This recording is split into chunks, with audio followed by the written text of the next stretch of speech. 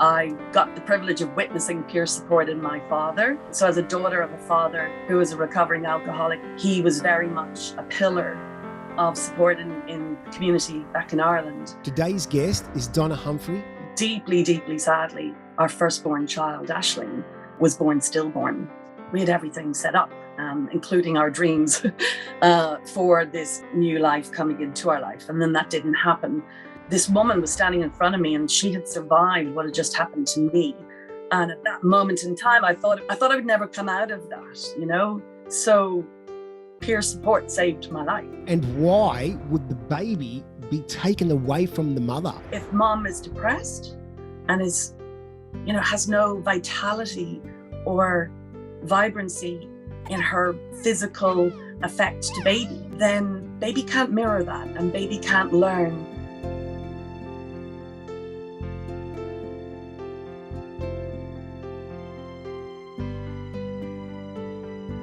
Hello everybody, my name is Robert Nobilia. I'm the host of Peer for Peer podcasts. They are dedicated to conversation and storytelling about peer work and people with lived experience in the mental health industry.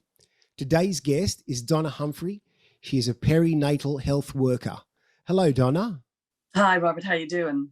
I'm doing very well, thank you. You're a very talented person. I really admire the work that you're doing. Since I've got to know you, it's just absolutely beautiful work. And maybe we start with a quote, and the quote is, "The universe buries strange jewels deep within us all and then stands back to see if we can find them." Could you talk a little bit about that? That's a nice surprise that you found that. I think it's on the Peachtree perinatal website, and that's written by Elizabeth Gilbert. She uses her lived experience really organically.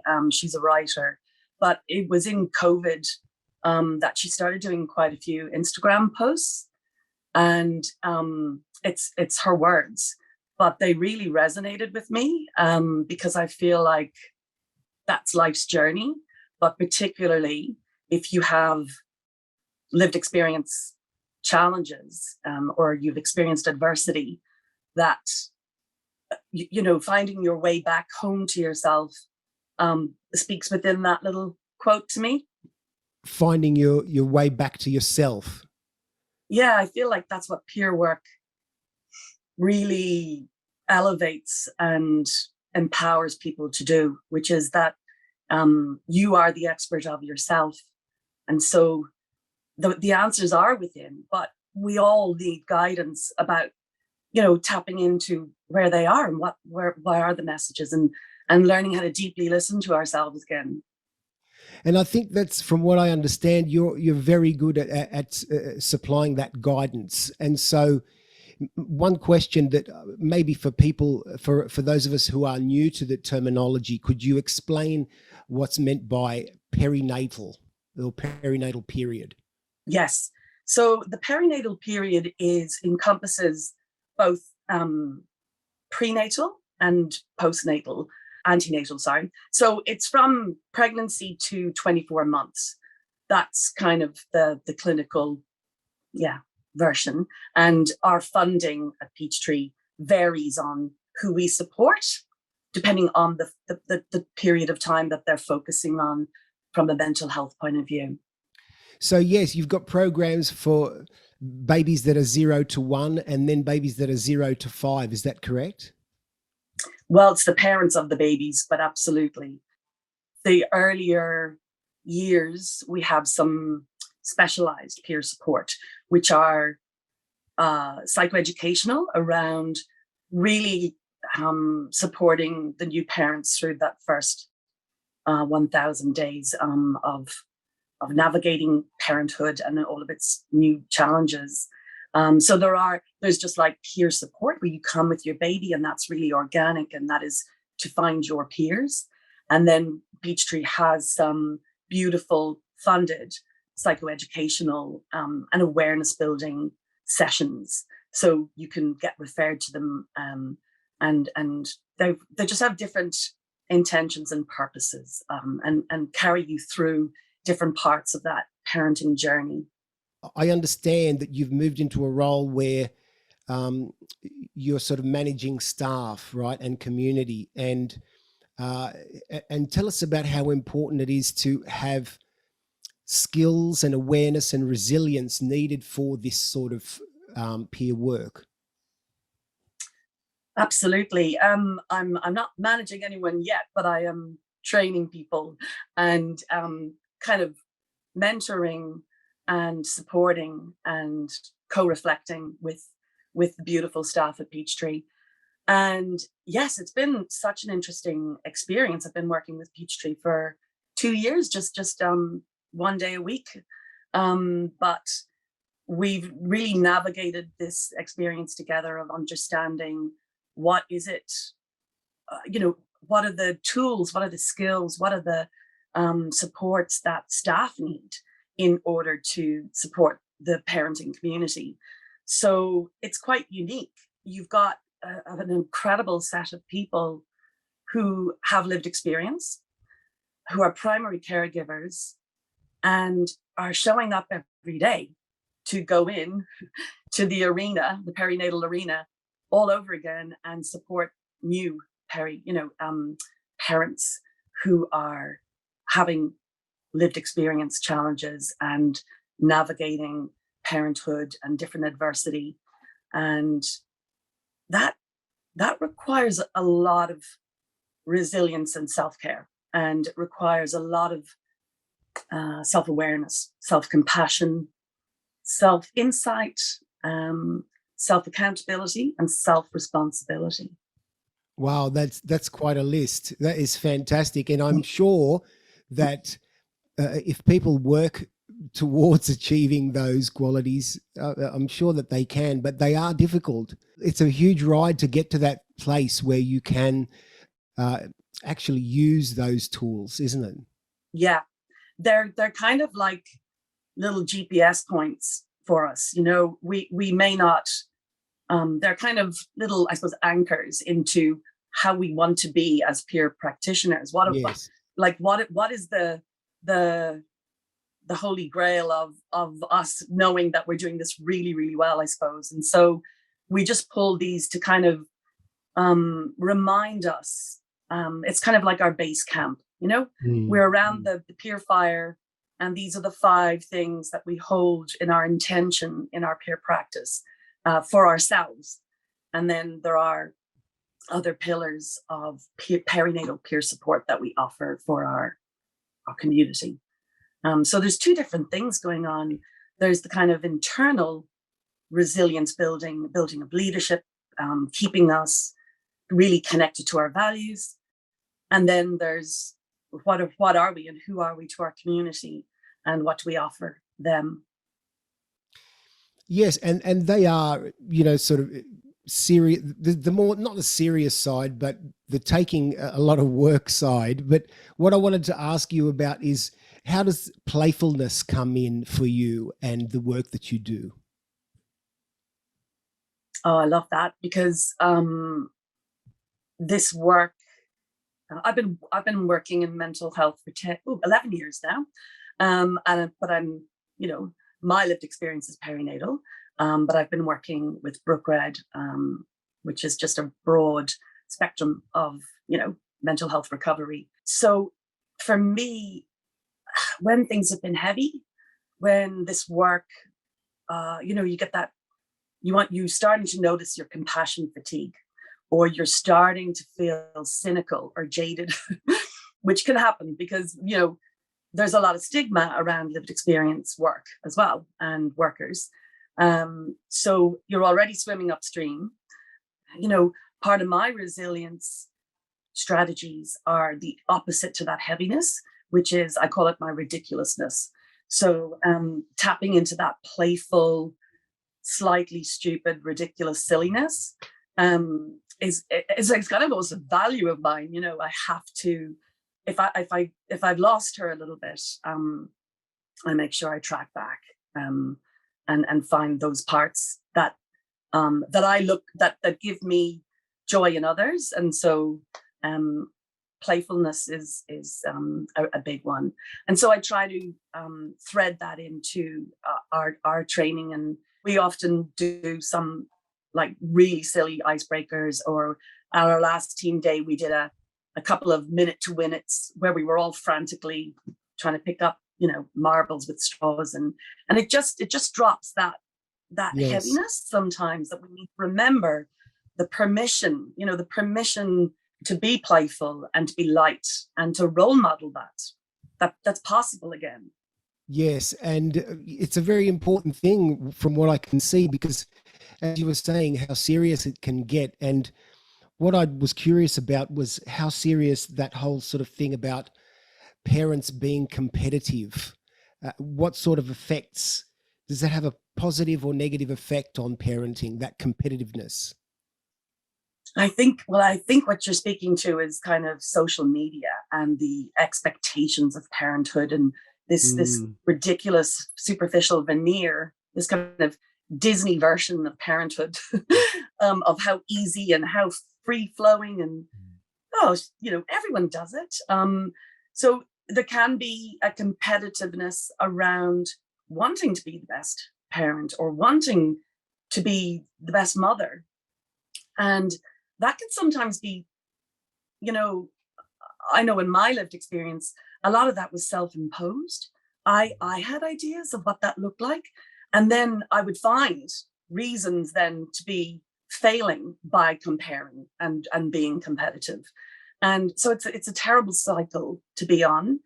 It is a part of, I think, the new challenges of, you're in this new identity and you don't have a guidebook. So how do you do this? So you look to others and other ways to guide you, and they're not often the right guides. So yes, but at least those people have the experience, and this is what the importance is, I suppose, about peer work, is that the people that you work with have lived experience, and whatever that, even if that experience is not exactly the same as your own experience, a peer worker may be able to take that into account and sort of advise accordingly. Do you agree with that? yeah, I agree with most of what you said, except advise. What I would say there is that, yeah, like we're meeting people in a really, really deeply vulnerable place. Like, they've had loss of identity, they've had possible birth trauma, or just some very frightening or adverse experiences in getting to be a new parent. And so you're very isolated and vulnerable, but you're also kind of, you've been told what to do by others, by their version of things. And it's very, very deeply validating and supportive to be in a group of people that get that, understand you. You feel like you belong somewhere. But they're just giving you their wisdom. They're not instructing, advising, fixing. We're just holding space for you, and we're your village. We're, where you just get to sit with each other and be witnessed, witnessed and listened to about what happened, and that is different for everyone. And we've forgotten the importance. I think, particularly in COVID, especially the pandemic, just hiked up that isolation, threefold. And so people were at home completely on their own, working out this new way of being, a new parenting. And yeah, so the lived experience is diverse, absolutely diverse, as you said, but the common ground is that we get you, and that you belong, and that we want you to trust yourself. We want you to, you are the expert of you. And I think when you go through, run the clinical gauntlet, you're, as a pregnant woman, you're told, like, baby is the ultimate. And you're kind of like a secondary citizen in that process of being checked. And so you kind of come out of that process feeling that you are a second-class citizen. You're certainly not primary. It certainly sounds like to me that that is trauma. That's going to be causing trauma. I mean, is it true? Is it true to say that, you know, through that medical system that you're talking about, is it true that, as you say, you know, people say it's all about the baby and mama is just the host, and you know, and are there times where, and why would the baby be taken away from the mother? I mean, please answer that. It's such a severe trauma.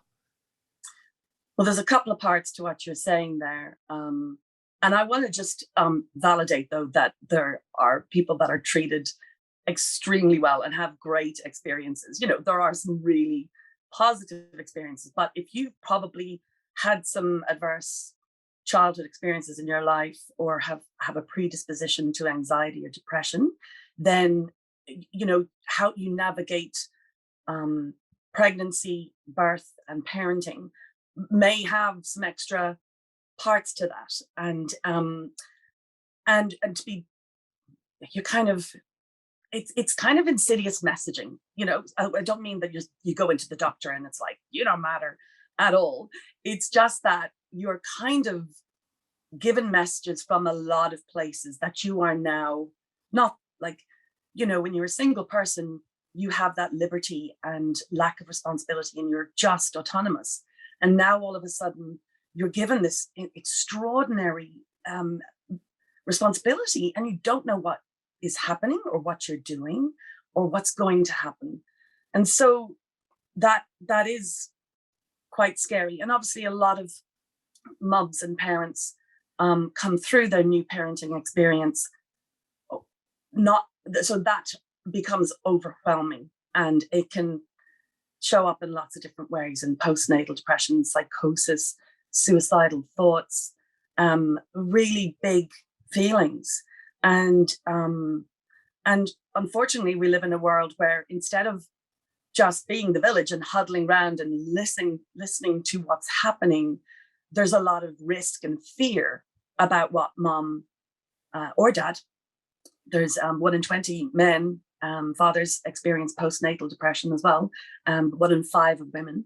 But you know, there's a lot of fear and risk adversity around, oh my God, like, you know, what might she do? But someone's just expressing overwhelm and distress and needing support. So it's been proven that if you can keep baby with mom, or, you know, for that attachment period, that is so supportive and precious and helpful for baby, and for baby's attachment and baby's security. So you're talking about almost now two heartbeats and 2 mental health secure bases, rather than, okay, we're going to isolate mom and we're worried, so we'll take away baby. And look, there's been great stuff happening in Australia where these new mom and baby wards are. So that's really positive that that's being funded and being listened to. But there's a lot of stigma for women saying what's really happening for them, with the thought that your baby might be taken. You know, if I'm really truthful about the level of distress I'm experiencing, will I not be trusted? So what happens is people suppress that, or don't speak to it, or don't get the support they need. Yeah. Right. And so I suppose the goal here is for people who have experienced trauma, to turn that into growth and healing. But if you don't mind, could I ask you, before we go into that and how we can get better at doing that as a society and in general, would you mind sharing some of your story, like especially with motherhood, if that would be okay? It's such an important thing for peer workers to hear. Absolutely. I'll just say, first of all, that I got the privilege of witnessing peer support in my father. So as a daughter of a father who was a recovering alcoholic, he was very much a pillar of support in the community back in Ireland. So I kind of already saw a beautiful vulnerability and honesty happening even in my own household, and within community. And then I met my husband. He's Australian, which is why I'm down here. We met in London, and we married, and we got pregnant. But deeply, deeply sadly, we our firstborn child, Aisling, was born stillborn at term on the day that she was meant to be due. So we were just plummeted into a world of shock, grief, disbelief. Yeah, and we had everything set up, including our dreams for this new life coming into our life, and then that didn't happen. So not only was I just, smothered in grief, I also was postnatal, and it's very hard. There's an invisible loss. My close family met Aisling, but there's an invisible loss in society that they could not see or understand the ghost who I was then, and it took a really long time for me to come kind of back from that abyss. I had phenomenal, beautiful family support and friends, and people were incredible, but there's just the depth of that is really, you have a peer is the only person that can see you in that space. And I was beginning to have some very dark thoughts about why be here. So I was so grateful my close friend Carol found a lady from Sands, and she came to her house and sat with me, and I realized, there was hope, there was possibility. This woman was standing in front of me, and she had survived what had just happened to me. And at that moment in time, I thought I would never come out of that, So peer support saved my life, literally saved my life.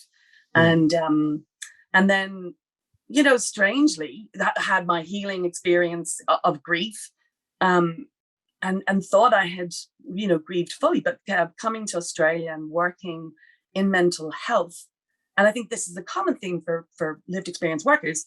You find the corners of shadow, of sadness or trauma that, are still there. And when you work from a lived experience, you find them again. And so you have to be really strong internally in yourself to work with using your lived experience in supporting others whilst you're still, not recovering, but you're healing. I mean, when does that end? It's infinite, really. It's an ongoing process, but yes, of course, in general, the aim is to turn the trauma. Well, the trauma can be a vehicle towards, really, true growth and healing. Do you agree with that? Oh, 100%. Like, I am so connected to purpose and passion. I always had it, but I am just in that sweet spot now where I feel really aligned to serving, like, I've found my place. I've found where I can have really like meaningful connection, and I can pay it forward. I mean, I know that's a real theme, but it very much feels really lovely to be deeply authentic and have the privilege to show up to work with all my parts, with all the stories, with all the parts of me, as you said, that I had to grow through that adversity and challenge. And it was, it's something now that I do deeply feel saved a part of me too. I'd never have chosen that. but it reset and recalibrated me in a completely different direction. And I'm really grateful for that. That's fantastic. Thank you so much for that story. That's so inspiring. Um, and I'd just like to, because I've seen on your website or something that you like to say, and that's it seems to be a very important thing, is that parents and newborns need a deep, healthy attachment. Is that? Can you explain what that looks like? A deep, healthy attachment and connection. There's a lot of really advanced courses on that. It's quite an academic, evidence-based thing, but it is simple as feeling safe and feeling secure. Our primal, so Maslow's hierarchy of needs, the bottom base of that pyramid is our secure base, and safety and security. And so that's and when you're deeply vulnerable as a baby with no ability to do anything, that comes from that need gets met by your primary caregiver. And so just a lot of. And so, sorry to interrupt, Donna. Okay, it's just sorry to interrupt. I see where you're going with this, but isn't there like so much? I mean, there's of course in the later years, but also in the earlier years, but where parents are letting the next person be the caregiver because they're going to work. Is that not something that's happening in big time, or? That's happening later, but where the first 1,000 days are so vital in Okay. the attachment period of. So that's, I mean, again, it's a huge topic, but it's about how we learn to regulate ourselves is based on attachment.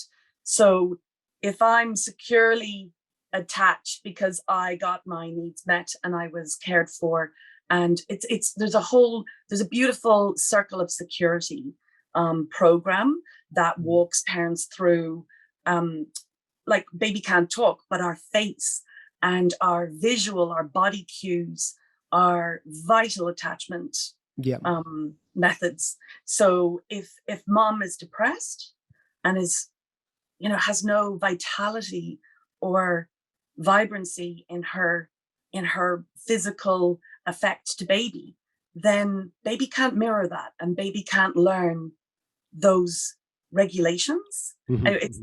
It's a lot. It's a whole course. So I can't quite answer that in this little smidgy. And of course, I understand. Of course, I appreciate the time that you've given us. It's what I'd really wanted to talk to you about is ask you about what are the more complexities. Are there deeper complexities when a baby is born with disabilities or illnesses? I think that's a really individual thing to answer to, and I think I feel like any life challenge we are met with. So I was met with grief. It could have been another challenge with my worldview of, I was expecting a really healthy baby. Now we have this. So you're navigating a new hurdle around your expectation is reality. And so for some people, that hurdle's not really big, but for others, it's a mountain. And so again, I think that's just a really individual, unique. I couldn't speak to that particular experience, but I'm sure it's layered with lots of nuance. Sure. Look, we don't have a lot of time left, but what I really wanted to go through with you was the grief workshops that you're working on. Is that right? You've got some workshops coming up that deal with those sort of things. Yes, well, it's my lovely colleague Jen McCall actually, and some of the girls up at Caboolture are particularly piloting the first pregnancy after loss support group, and we're hoping to roll this out into the other centres. And we've been working with SANS. Well, Jen's been working in SANS. I've been there as a huge supporter and as someone to learn how we do this together. It's so important in the peer space to be collaborative and to co-create. There's I know it's a very buzzy word, but we have to collectively be using all our wisdom So yeah, that is new to Peachtree, and it is very exciting because it's a huge gap. It's a huge gap. There's one more question that I'm curious about. I'd just like to ask you. Of course, obviously, babies come out of female woman, but when these sort of things have changed around with modern types of families, do the same core skills and values apply? 100%. We are learning ourselves, so we are very much learning, and there are growth areas for our organization with cultural competency and with diverse inclusivity. We're really learning, and we are learning. And so what we're learning so far is absolutely like humaning Yes. and working out how to do this humaning with the big messy feelings is quite a challenge, right? So yeah, we there's common ground in that human experience. So, and that's a beautiful common ground. And thank you so much for sharing your experiences and thoughts with us. I really appreciate it, and I'm sure it's going to be helpful to many, many people. Thank you so much, Donna. Thank you. Very welcome. It was lovely to have the chance to chat. You've been listening to a Peer for Peer podcast. I'm your host, Robert Nobilia. Thanks for joining us. See you next time.